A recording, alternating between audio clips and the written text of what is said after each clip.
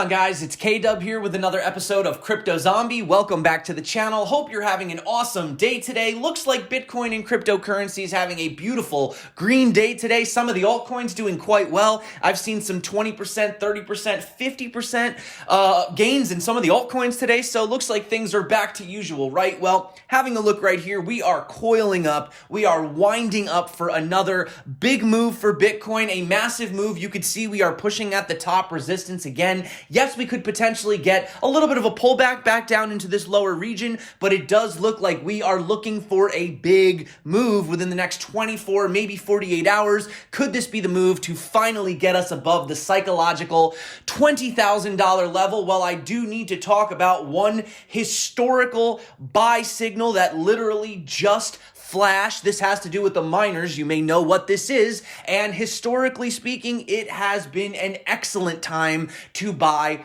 Bitcoin. Lots of people asking, hey, K-Dub, is it too late? Is Bitcoin too expensive? Did I miss the boat? Should I just buy some of these other altcoins because Bitcoin just has no chance of making the average person any more money? Well, we're going to discuss that today because we need to talk about some bullish fundamentals for Bitcoin. Some of them you're familiar with. Some of them are actually quite new. In fact, a lot of other companies getting interested in potentially integrating with Bitcoin as well. And unfortunately, though, we do have some, well, you could take it as negative or bad news. And guess what? It is from the US regulators once again, bringing down the hammer on cryptocurrencies, making it difficult yet again. We'll get into that at the end of today's video if you are interested. But of course, I do have a little bit of positive stuff at the end, so stick around all the way. We got some news at the end of the video. And before we move on, I just want to let you guys know that it is Bybit Jingle Brawl. So if you are interested in getting involved in this, they're giving away a bunch of different things. They're giving away an iPhone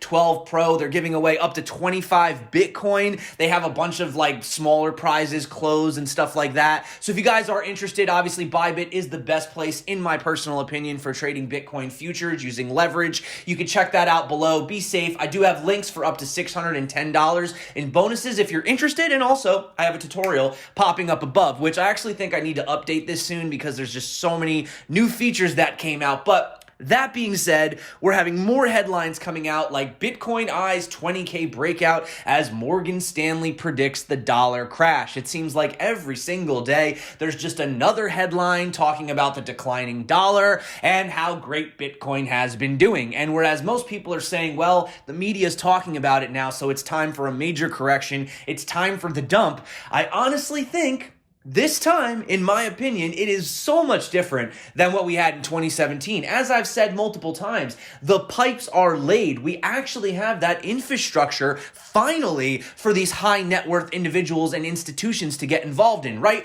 But super quick, having a look at this potential breakout, you can see right here we have formed a small triangle. We have bounced on this support a lot, and it does look like we could be looking for a breakout within the next 24 to 48 hours right here, and that could be the breakout finally above the psychological $20,000 level. Now, keep in mind that we do have a bit of a giant triangle. If we do look at, see right here, we had this previous resistance flip support. That is where we wicked down to it when we had that quick dump, when we had that top at around the almost $20,000 level. So there is that potential that we might be forming this bigger triangle, keep in mind. So then in that case, we could potentially push out for a couple more days. If that does happen, I still anticipate that by Monday of next week, you're talking big move for Bitcoin. Decision time. Like we're either breaking 20K, going to 21, 22, or we're going to have that big correction all the way back down to potentially the 14,000s, even 13 and a half, right? Now, I'm not saying that's going to happen, right? Interestingly enough, this kind of caught my eye. Now, this is on the lower time frame, so don't take this, take it with a grain of salt, but we are forming an ascending broadening wedge. Now, ascending broadening wedges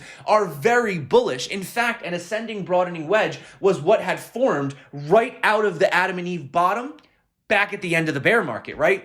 I don't know if I can pull it up and show you right here. This has got, you got to go way back. I'm too high on the time frame here. But if we actually go back and have a look, you could see that this ascending broadening wedge was actually forming right back here. So basically we had this right here coming up like this, and then like that, and then we had the breakout, right? So could it be happening again on a smaller time frame? Well, we still need to get above the weekly resistance of 19,374. Now, keep in mind, we've closed the highest monthly, we've closed the highest daily, we hit a new all-time high. The only thing we're waiting for is this weekly close. And if we can close Bitcoin above let's say 19,400 come Monday, well, I don't know what to tell you guys. I literally have run out of reasons to possibly even potentially be bearish, aside from maybe it's overbought. You know what I'm saying? But like I said, guys, the trend is your friend until the end. And yes, this is going parabolic. This does look crazy, but you do have to keep in mind that, all this down here that looks flat, if we put this into log, look at that. I mean, look at actually what that probably looked like back in the day, right? Those were huge spikes and dumps, but now when we flatten it out, it's nothing. It's little blips. And I guarantee you that what we're looking at right now, this giant move to 20K, this giant move back here touching 20K is literally going to just look like these little bumps down here again, right? Charts can be deceiving. Now, over on the CME futures chart, we do notice that there is this is a really weird, I feel like this is an error right here with this double candle. Did that actually happen? But anyway, we have, you could see that we could come down here and touch this. Now, one thing that some people had brought up was the CME futures gap right here. Now, you could see that we do have a gap, right, that starts right here around 17,600 and it ends at around 18,285. And you guys could see that it's right here in this area. Now, is the gap going to fill? Well, we've seen in the past that not all of them have actually gotten filled now moving forward. And also, this is on the 4-hour. I really think the daily is the chart we need to be looking at. Now, I'm not saying that coincidentally we could fill it. We could fill it just because that's what the price is doing. But I don't think that we have to fill it because it's there, right? 4-hour, not as significant as the daily. We're still bouncing off the 1 day on the 21 exponential and talking about the potential cup and handle forming I talked about yesterday. I mean, look at these two charts. This is a traditional cup and handle. You can see right here behind me. I mean, look if I go back and forth between these two. I mean, it does look like we are forming a textbook cup and handle. Now, of course, Bitcoin is not a traditional asset. I mean, we have things like Bart Simpson patterns and stuff like that. But like I said, trend is your friend, well above the exponential 21 on the weekly. So this to me, I'm getting a phone call right now. Hold on. Sorry about that, guys. I just got a phone call from FedEx. I have a delivery on the way, which is why I actually left my phone on. So that being said, talking about what we were saying, Mike McClone. So now he says that 10,000 is a possibility of a retest. He says that 10,000 is 2021 Bitcoin's base for more of the same toward 50,000. Now, he's still looking at Bitcoin going to even 100,000 potentially by next year, but he does say that in his opinion, worst case scenario, he could see us come down to 10K. So I just want to be like a little bit realistic here, talk about the potential, but Michael Vandepop, now he is an analyst that I do follow on Twitter. I do appreciate, what he does. And he says that the top of the cycle will be way higher than the majority thinks and probably won't be in 2021. He says if I'd give an honest bet on the top of Bitcoin, then I'd say it'd be closer to 200,000 to 400,000, but not until somewhere in 2023 to 2024. And we do know that the cycles do tend to get longer and longer each time, right? But talking about what is going on. So we have Bitcoin hash ribbon setting up for a buy signal. Now, this is yesterday, right? And this says when hash rate recovers and Bitcoin price momentum is positive, hash ribbon has given excellent entry points for Bitcoin. And fast forward today, Charles Edwards says, look what I found, a blue dot. So we did in fact have that buy signal for Bitcoin, but you may be asking the question, is it too late to buy Bitcoin? Have I missed the Bitcoin boat? Well, why don't we talk about some of that, Talking about, what adds value to this crazy prediction that we've been hearing of maybe 200K, 400K plus and having an amazing buy signal is the fact that the price movement of Bitcoin recently has actually been driven organically. There has been significant inflows of USDT all throughout Bitcoin's November rally. Additionally, there have been robust network activity around Bitcoin over the past months, 19.6 million active Bitcoin addresses. This is the third highest compared to the peaks of the all-time high as well as January in 2018. And talking about supply versus demand, the basic chapter 1,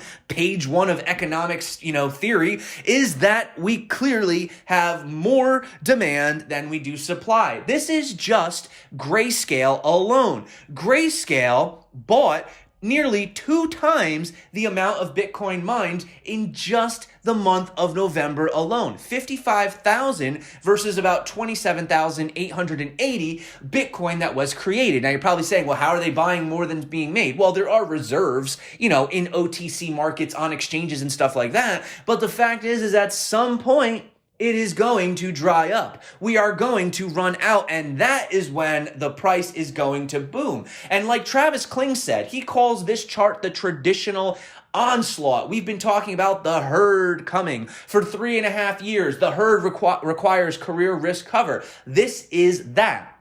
They are, by definition, not early adopters, but their pockets are deep and their capital is sticky. Bitcoin is just getting started. And look at this: Morgan Stanley, Jim Cramer, JP Morgan, PayPal, Druckenmiller, BlackRock, Citi, Guggenheim. Come on, guys. This is seriously crazy. Oh, and even though we did have an uptick in Bitcoin getting sent to exchanges, we still have the overall amount of Bitcoin getting pulled off, potentially resulting in a liquidity crisis, which is good for the hodlers out there, right? And it is showing that people are looking to hold long term. So getting back all the way to our buddy, what Charles Edwards was saying, many people think they have missed the Bitcoin rally. What they forget is that Bitcoin is still under 1% global adoption. There are only 32 million wallets with Bitcoin in a world of 7.5 billion people. Think about it. 2021 will be huge. Oh, and guess who else is on board with cryptocurrencies? Visa. They've just partnered with Circle to now start using USDC on Ethereum, and more digital integration is on the horizon. The new partnership will see Circle working with Visa to help integrate USDC into the card's company platforms. Circle will also integrate its app with Visa processing and the two companies hope that this will result in fast, cheap, and potentially international payments. But in steps our good old buddy, the US lawmakers. Yes, my friends, this is the bad news of the day. Sorry, there has to be some bad news, right? You gotta have some good with the bad. You gotta have the light with the dark. It's all about balance, right? A new bill introduced to the United States Congress on Wednesday could enforce blanket regulation on all stablecoins. If passed, any service provided in relation to these types of cryptocurrencies would become illegal without first receiving approval by multiple government bodies. So basically, without approval, using stablecoins in the US essentially could become a crime. This is pretty crazy. They say, and this is a quote, "It shall be unlawful for any person to issue a stablecoin or stablecoin-related product, to provide any stablecoin-related service, or otherwise engage in any stablecoin-related commercial activity, including activity involving stablecoins issued by other persons, without obtaining written approval in advance and on an ongoing basis from the appropriate federal banking agency, the corporation, and the Board of Governors of the Federal Reserve System." Looks like somebody just wants more control. So this is dubbed the Stablecoin Act. The bill is intended to, ready for this, protect consumers from the risks posed by emerging digital payment instruments such as Facebook's Libra and other stablecoins. However, this is the thing, with just a month to go until the end of the 116th Congress, the bill does face an uphill battle to be approved. Now, the bill has been met with strong disapproval. CoinShares Chief Strategy Officer Meltem Demirors responded, stating that cryptocurrencies lower the cost of servicing the populations that have historically been excluded from the banking sector. She added that by the introduction of this act, costs and compliance would increase, subsequently cutting off access to the very groups that the act is looking to ironically protect. So that's just what's going on in the US today, my friends. But let's end on some good news. Here's a little bit of a rumor. So Spotify, you might be familiar with them. They are the world's biggest audio streaming subscription service with over 320 million users, is looking to hire a new associate director to join for their payment strategy and innovation team. Why should you care? Well, according to the job description, the new candidate needs extensive experience in developing strategies and solutions in blockchain and digital assets and an appetite to drive participation at a global scale. In addition, they will lead Spotify's day-to-day engagement with Libra Association, or now Diem. So, question is Spotify now also looking to integrate cryptocurrencies? So that is it for me today, guys. Thank you so much for coming back to the channel. I do need to end this. I do have a delivery coming. I need to make sure that I'm available for that, but you guys rock. You're the reason that I do this every single day, or at least I try my best. Having a look at the Bitcoin chart, we could be looking for, oh yeah, by the way, yes, if you guys are interested in, Bybit's Jingle, Brawl, definitely check that out. Links below in the description.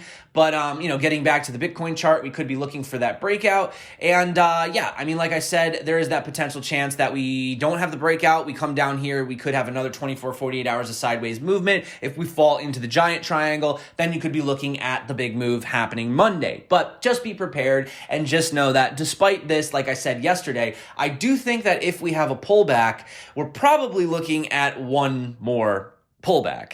After that, I don't think we're going to be going down any farther. I honestly think that there's just too much momentum behind this move right now. There's too much big, smart capital coming into the space right now.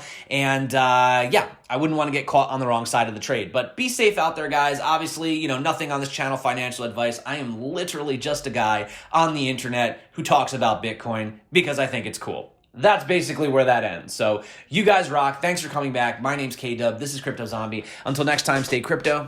And of course, peace out.